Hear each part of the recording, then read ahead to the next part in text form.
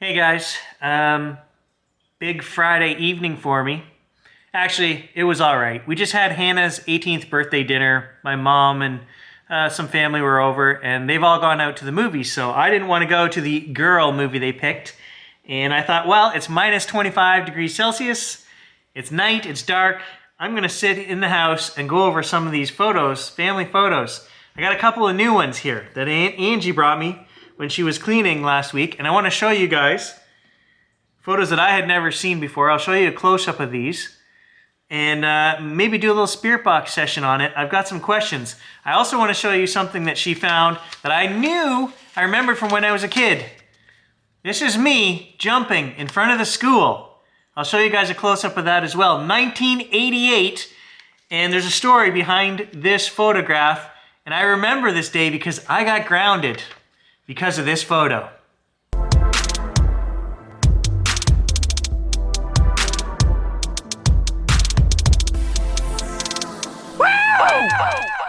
All right, here's the photo. Aunt Angie found this in my grandmother's possessions. And that's me and my friend Shane jumping in front of the school. The last day of school, 1988. Can anybody tell what kind of shirt that is that I'm wearing right there? That is a Molson Canadian beer shirt. I was 12 at the time, and I think my mother won that shirt in a case of beer, and it didn't fit, so she gave me the shirt, and she explicitly told me, you are not allowed to wear this shirt to school. And I said, yeah, sure, no problem, Mom.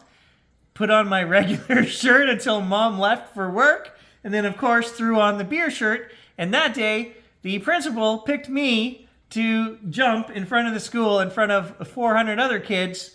Why she picked me with a beer shirt on, I don't know. And it was on the front page of the newspaper, and my mother grounded me for 2 weeks when she saw that photo. So there is my grandmother, Marjorie, and my dad, Ken. It's too bad he's got a big wrinkle going through his face there. But I'm gonna ask to talk to Grandma Marjorie. Here's another photo that she brought me, and I believe that's my grandmother and my grandfather. And that's at a different, it might be at the property that Grant lives on right now. We're not too sure. Look at the height of that corn. They knew how to grow corn back in those days, boy. I don't think I've seen corn that tall. And of course, here's all the old family photos that I still have not replaced this 1800s photo album yet. All the other photos are in the bottom there. But I want to concentrate, I think, on my grandmother, Marjorie, because I've never done a session just on her, and see if she can come through. Okay, so we're going to use necrophonic. Now, my grandmother died on my 14th birthday. She was sick for quite a while before that. She died of cancer. I am looking to speak with Grandma Marge. Does she have anything to say to us through this spirit box?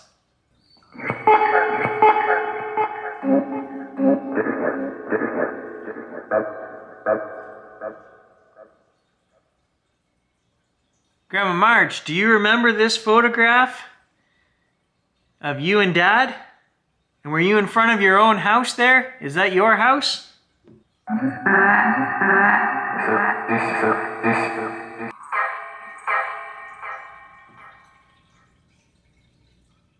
Did you say he skipped? Did Dad skip school that day? That's right.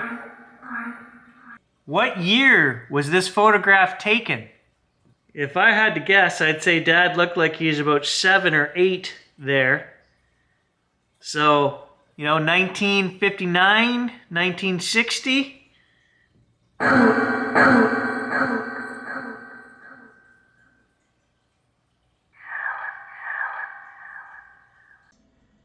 Editing Gary, I'm going to jump in here. You hear arbitrary things, but they all seem to make sense. It just said Helen. Well, Helen was the woman that lived with my grandfather for the next 20 years after him and my grandmother split ways. Why would the box just randomly say that name? It wouldn't. This is real.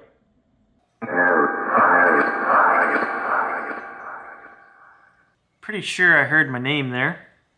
What about this photograph with the amazingly large stalk of corn?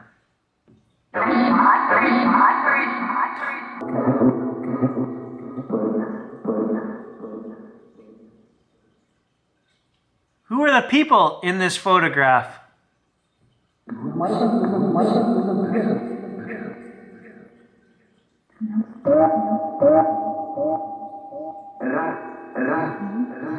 Was this photograph taken over at the 160-acre farm on Mountain View?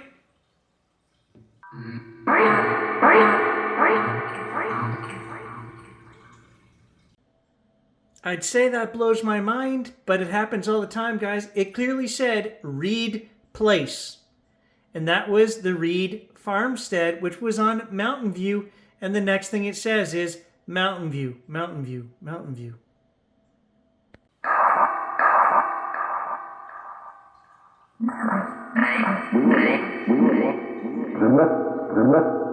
I heard my mother's name, Linda. My dad's mother, Marjorie, and my mother, Linda, were very close. I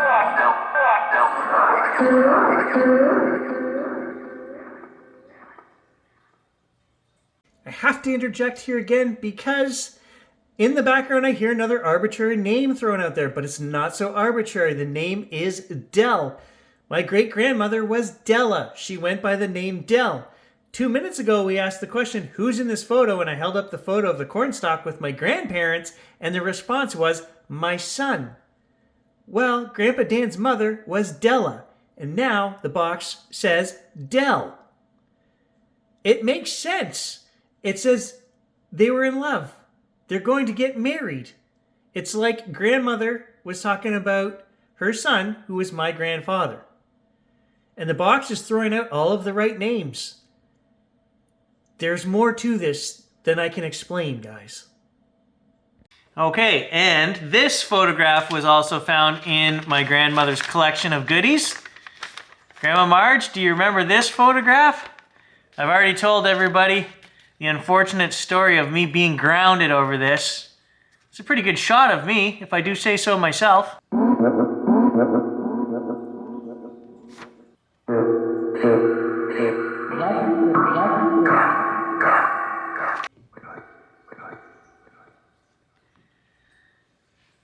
Today is a special day, Grandma. It's Hannah's birthday, and I wonder, do you guys see the kids? Do you get to watch over them? Do you get to enjoy them growing up from wherever you are now?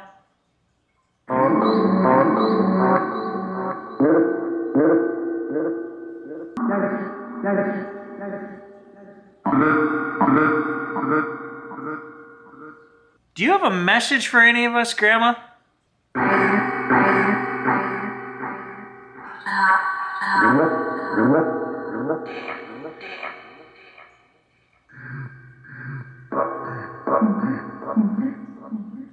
Okay, that just gave me full body shivers, guys, because I heard Dan. That was my grandfather that she was married to. There's no way it's coincidence that it's spouting off all my family members' names when I'm talking to my grandmother.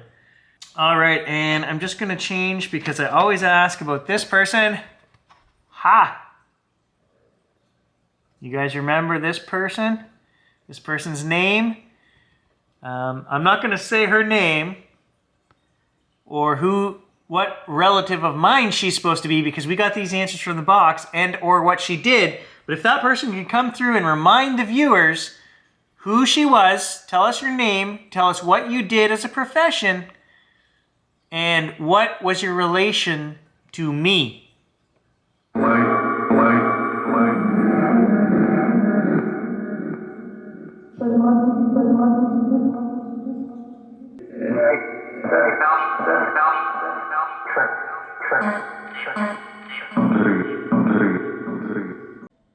It's the next morning and I'm back at analyzing this session, guys, and I just held up the photograph of Elta.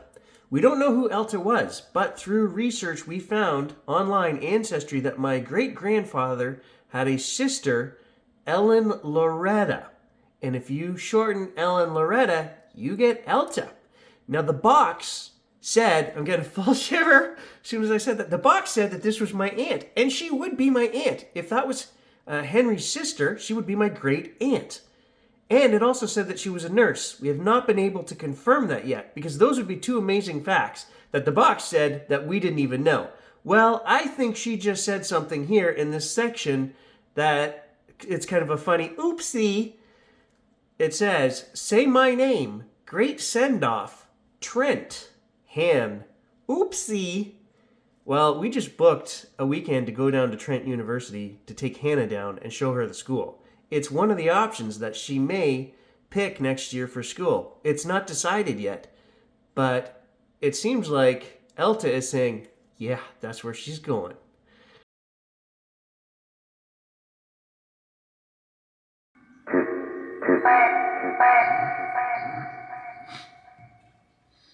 Did that just say kiss? I was just, as the box was spouting out its replies there, in my head I was sending out light, and I gave Elta a kiss on the cheek.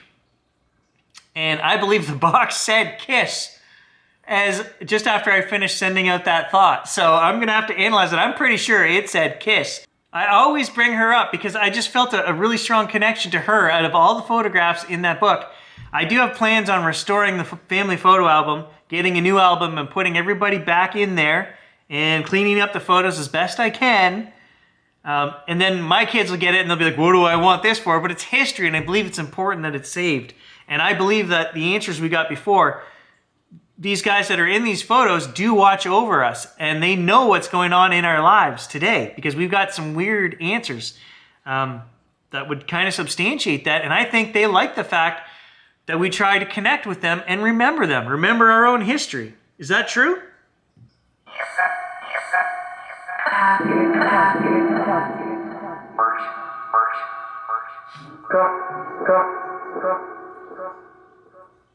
Okay, Grandpa Dan, I believe this is you in this photograph here, a young Grandpa Dan.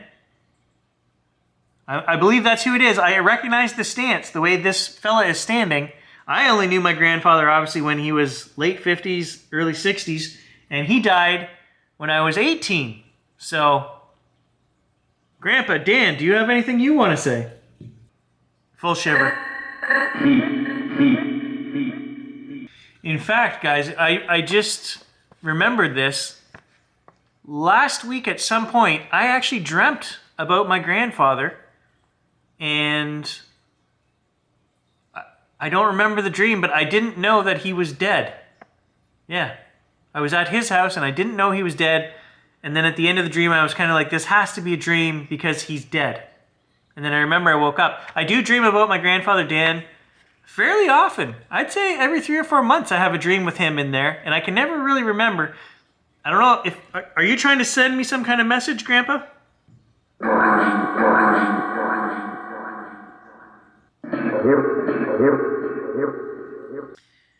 I believe strongly in family, guys. The